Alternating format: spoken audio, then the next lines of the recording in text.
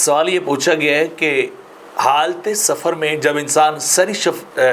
شرعی سفر جو ہے وہ کر رہا ہو تو سنتوں اور نوافل کا حکم کیا ہے؟ یعنی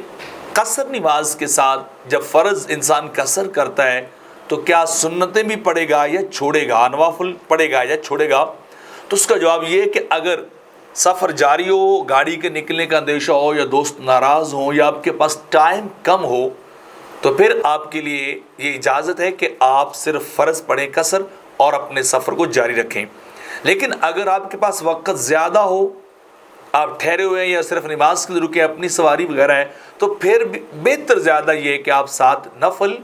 اور سنت جو ہے وہ ادا کر لیں۔ لیکن یہ واجب پھر بھی نہیں کہ آپ ضرور پڑھیں، پھر بھی آپ کے لیے بہتر ہے۔ اگر چھوڑ دیں گے تو گناہ گار نہیں ہے، پڑھ لیں گے تو ثواب جو ہے وہ ضرور ملے گا، کیونکہ آقا علیہ السلام نے سفر میں جو ہے سنتیں پڑھی بھی ہیں، وہ وقت کی سہولت کے ساتھ ہیں۔ لیکن اگر ایسا وقت نہیں ہے تو پھر آپ کے لیے کیا ہے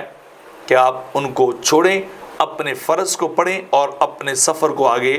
جاری جو ہے وہ رکھیں۔ تو یعنی آپ کے وقت آپ کی سہولت کے اوپر ڈیپینڈڈ ہے، کیونکہ جب فرض جو ہے ان کے اندر قصر ہوگی تو باقی جو نماز اس سے کم درجے کی ہے وہ تو پھر بندے کے لیے رخصت ہے۔ فقیل الافضل هو ترک ترخیصا،